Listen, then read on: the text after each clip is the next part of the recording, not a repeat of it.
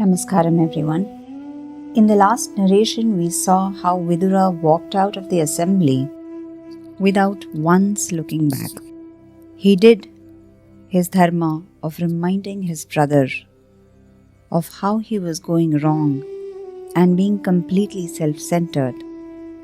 But when he saw that his brother's heart would not yield to dharma, he held his center and lay down his mighty bow at the doorstep, as if to say that I am laying down this doorstep the Maya which was clouding my vision, the affection that I had for my brother and his sons, the affection which was blinding me to their real nature, the Maya which was tying me to this place all these years.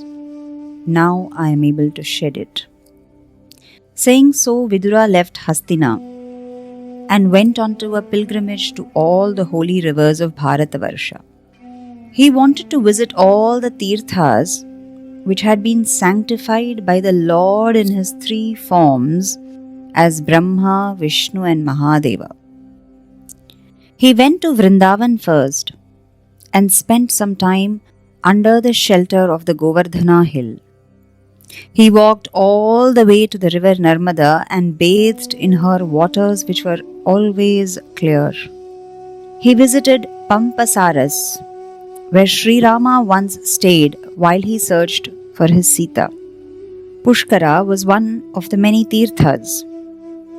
He went all over the surface of the country dressed in tree barks, with his body covered with dust and his hair all matted because of negligence and the frequent baths in the several rivers.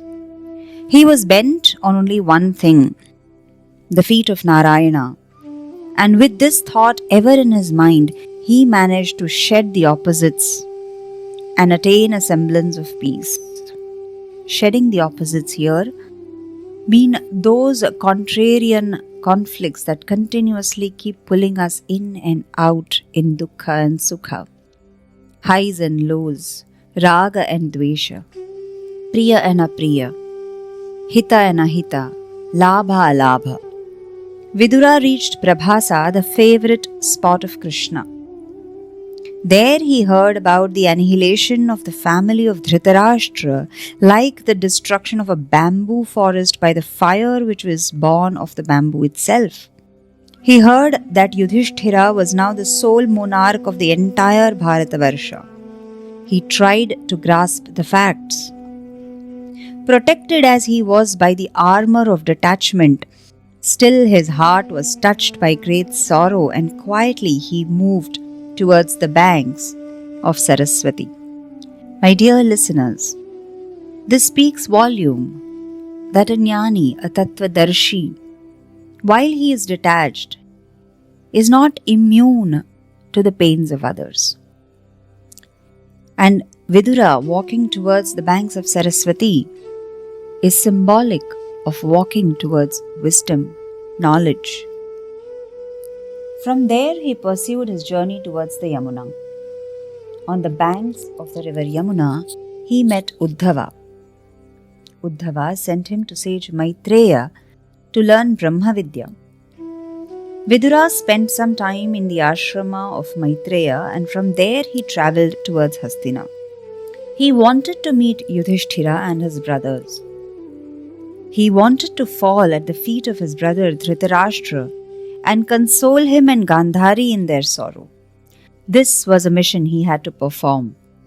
After that, he was free to go to Badrikashrama and shed his frame.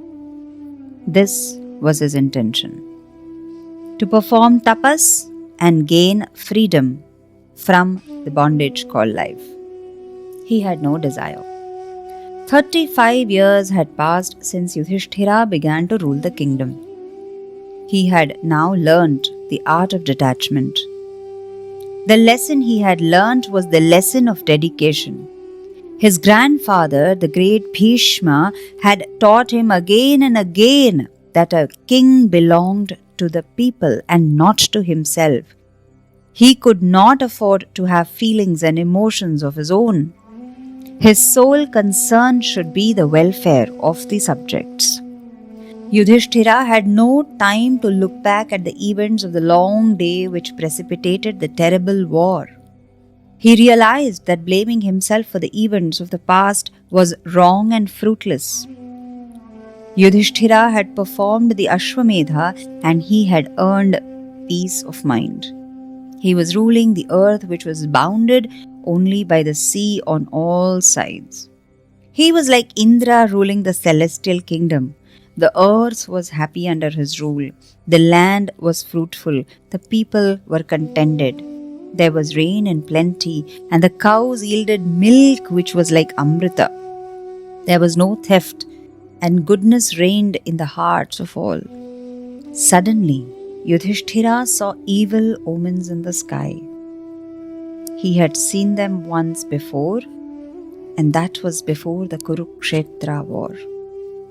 The same planets assumed the same positions, and this spelled a great calamity to the world. When he was worried as to what the skies prophesied, Vidura arrived in Hastina. Yudhishthira was speechless with amazement and happiness. Tears flowed from his eyes at the sight of his beloved uncle. All the members of the royal family welcomed him. Dhritarashtra, Yuyutsu, Sanjaya, Kripa, Kunti, Gandhari, Draupadi, Subhadra, Uttara, Kripa, the wife of Drona, and the brothers of Yudhishthira. The meeting between Vidura and Dhritarashtra was very tender. The old king had been missing Vidura, and like the body welcoming the life breath which had left it for a while, he embraced his brother. After they had got over the first thrill, they all went into the inner chambers. The guest was made to take food and rest himself. Yudhishthira then asked him how he was and what he had been doing all these years. He said, "Did you think of us all, uncle, during these years? We have not forgotten you and your affection for us. During the days when we were young, you protected us under your wings like a mother bird her fledglings. We would have been burnt in the house of Lak with our mother long ago if it had not been for you. How have you been all these years? Tell us about the many tirthas that you have visited. My lord, men like you who have the form of the Lord ever present in their minds are considered to be the tirthas. When you visit the rivers polluted by ordinary men, you purify the tirthas.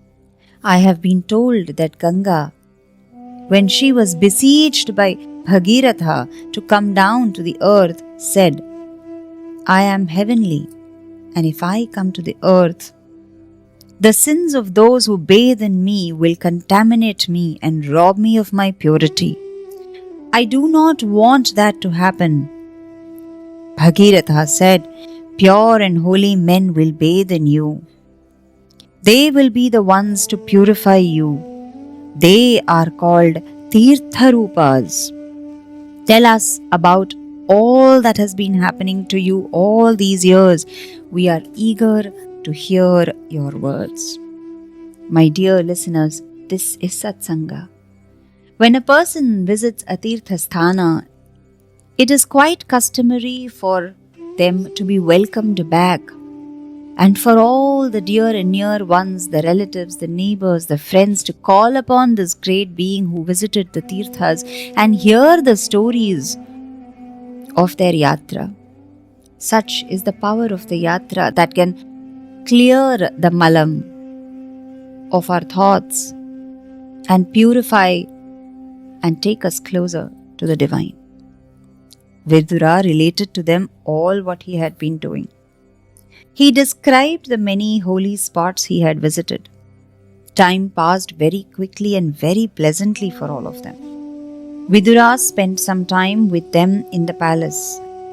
Most of it he spent in the company of his unfortunate brother, Dhritarashtra. Hari Om.